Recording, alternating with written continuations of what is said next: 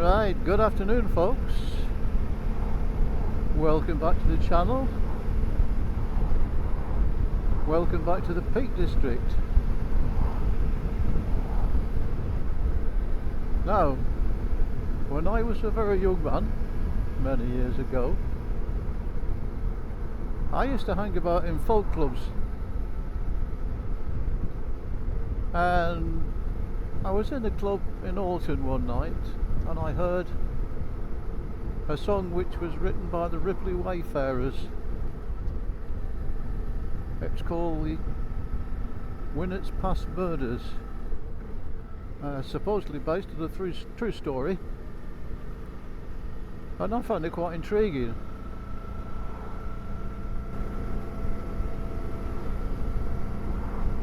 So the story concerns a young runaway couple allegedly running away from Scotland, and they were making their way to the Peak Forest because in those days they had the English equivalent of Gretna Green,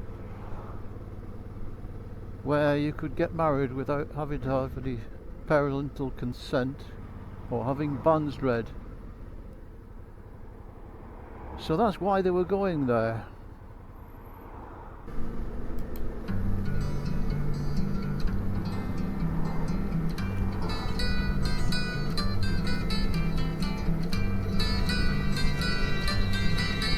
In Derbyshire near Castleton lies lonely Winnats Pass, where once befell an awful crime to Alan and his lass.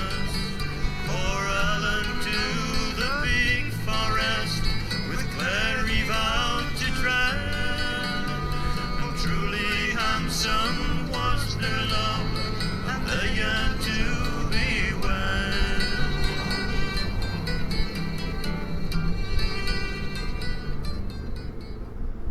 So the couple's names were Alan and Clara, although in some versions of the story his name is Henry, but we'll stick with Alan because that seems to be the most common one.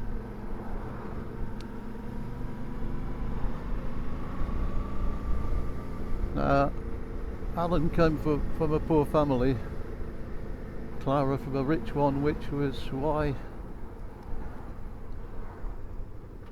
Clara's parents disapproved. So that's why they ran away.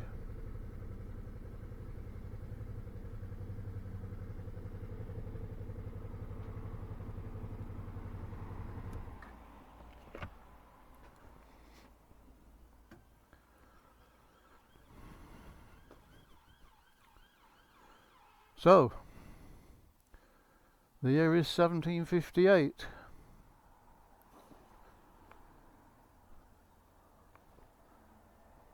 And they've arrived at Stony Middleton. This is the old toll bar. As you can see, it's now the local fish and chip shop.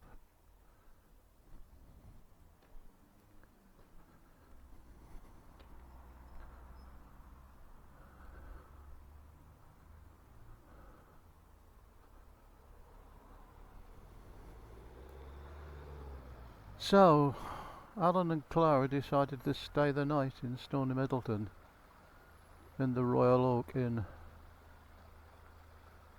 which doesn't exist anymore.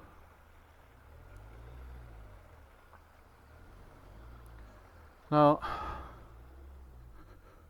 Peak Forest is just 8.5 miles that way in a straight line.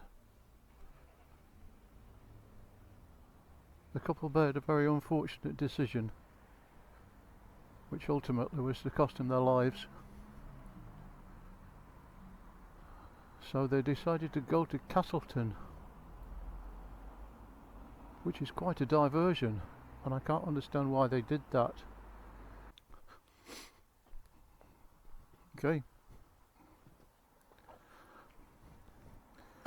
So, let's get on the road and head for Castleton.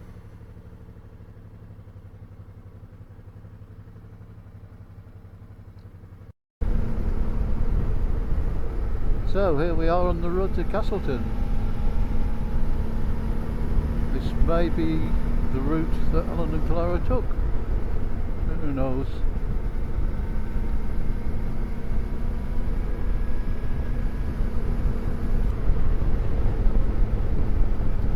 It's pretty wild now.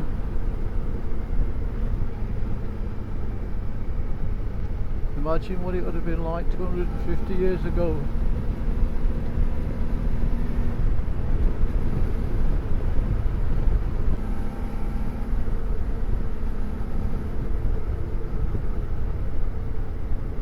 Some of these buildings look old enough to have been there at the time.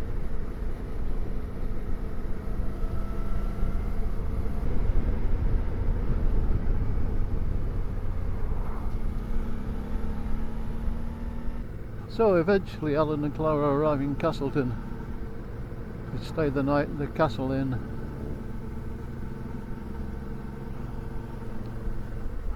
They were probably quite excited. After all, they were getting married the next day. And they were dressed in their best clothes.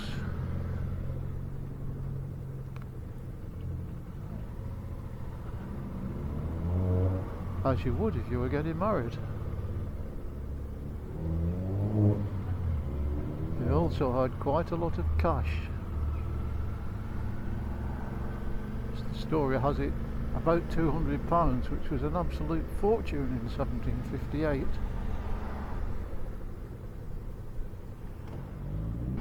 So unfortunately, pre-nuptial celebrations are overheard by a group of 5 drunken miners. And they decide to follow them.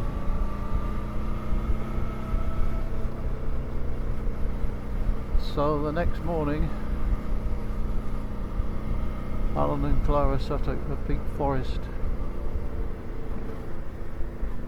via Winnats Pass.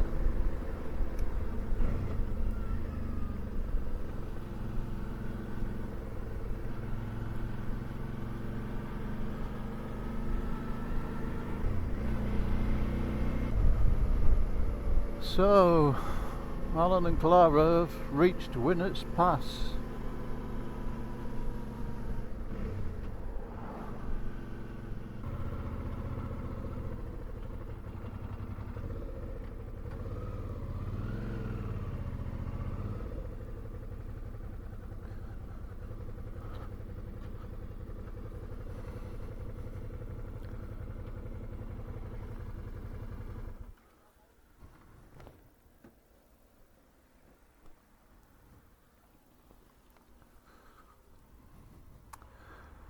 So we can see the entrance to Winnats Pass just ahead of us. As Alan and Clara entered the pass, they were set upon by the miners, who dragged them from their horses and dragged them into an old barn nearby. They were stripped of their clothes and the money was taken. Despite the fact that Alan and Clara pleaded for their lives, the miners killed them. Alan's throat was cut. Clara was killed by a miner's pickaxe through her skull, which killed her instantly. So the bodies were kept in the barn for about 2 days. And then they were thrown down a disused mine shaft. They weren't found for 10 years when some engineers were digging an engine pit in the pass. The Alan and Clara's horses were found at Sparrow Pit, which is a few miles up the road just on the other side of the pass. They were taken to Chatsworth, but they were never claimed.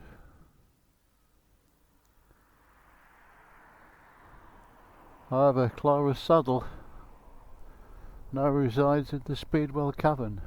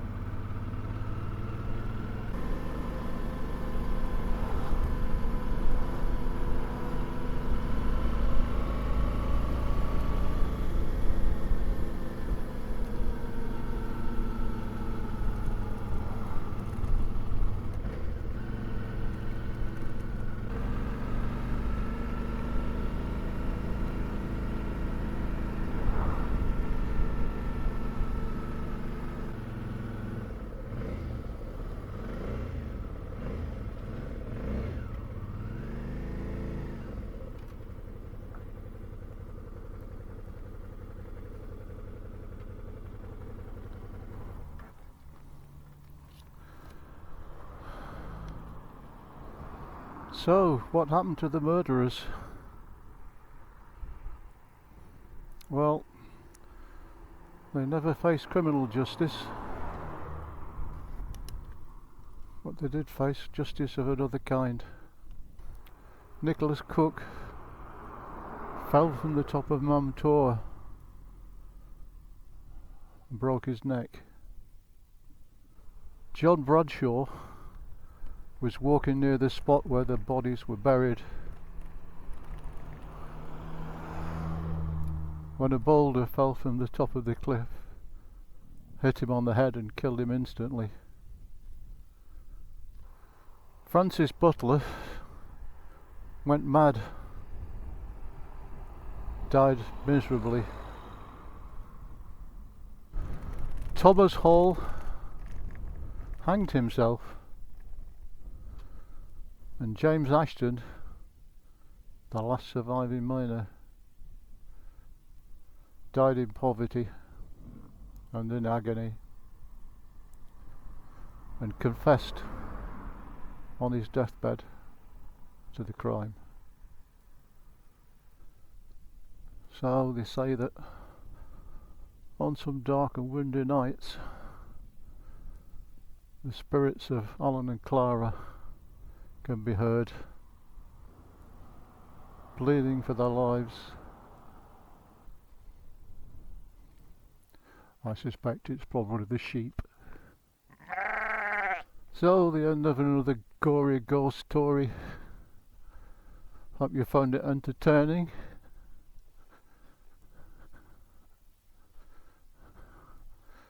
Thanks for watching, and I'll see you on the next one. Bye.